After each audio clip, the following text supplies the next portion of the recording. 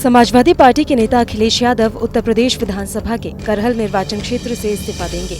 2 साल बाद वह फिर नई भूमिका में नजर आएंगे। इससे पहले वह साल 2022 के मार्च तक आजमगढ़ के सांसद थे। हालांकि साल 2022 के विधानसभा चुनाव में करहल सीट से विधायक चुने जाने के बाद उन्होंने राज्य में नेता प्रतिपक्ष की जिम्मेदारी संभाली थी। 4 जून को संपन्न हुए लोकसभा चुनाव में अखिलेश यादव कन्नौज लोकसभा निर्वाचन क्षेत्र से सांसद चुने गए हैं। उनकी पार्टी ने भी यूपी में 37 सीटें हासिल की हैं। सपा की इस बड़ी सफलता के बाद उनकी पार्टी का केंद्र में कद भी बढ़ गया है। ऐसे में बड़ी जिम्मेदारी को देखते हुए और पार्टी को आगे बढ़ाने के इरादे से अब अखिलेश यादव ने केंद्र की राजनीति में बढ़ने का फैसला लिया है। लोकसभा चुनाव में 37 सीटें जीतकर अब समाजवादी पार्टी यूपी की सबसे बड़ी राजनीतिक दल बन गई है। वहीं केंद्र में भी पार्टी का कद बढ़ गया है। सपा देश में बीजेपी और कांग्रेस के बाद तीसरी सबसे ज्यादा सांसदों वाली पार्टी बनी है, जिसके बाद अब अखिलेश यादव ने केंद्र की राजनीति में जाने का मन बनाया है। अखिलेश यादव के केंद्र में जाने के बाद उनका आक्रामक अंदाज लोकसभा में दिखाई देगा। सूत्रों की माने तो अखिलेश यादव के करहल से इस्तीफा देने के बाद यूपी विधानसभा में नेता प्रतिपक्ष की सीट भी खाली हो जाएगी। इस पद के लिए अभी सबसे आगे चाचा शिवपाल यादव का नाम चल रहा है। सूत्रों की माने तो शिवपाल यादव का नाम इस पद की दौड़ में सबसे ऊपर बताया जा रहा है। सपा अध्यक्ष ने साल 2019 के चुनाव में भी आजमगढ़ लोकसभा सीट से जीत दर्ज की थी।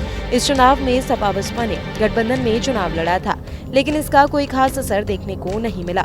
सपा को सिर्फ 5 सीटों पर ही जीत मिली थी, जिसके बाद 2022 में हुए विधानसभा चुनाव में करहल सीट से चुनाव जीतने के बाद अखिलेश यादव ने सांसदी से इस्तीफा दे दिया था।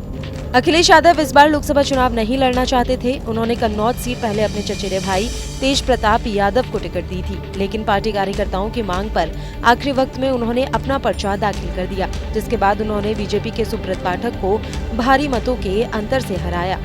समाजवादी पार्टी के अध्यक्ष अखिलेश यादव लोकसभा चुनाव में शानदार सफलता के बाद पहली बार मंगलवार को अपने गांव सैफई भी पहुंचे।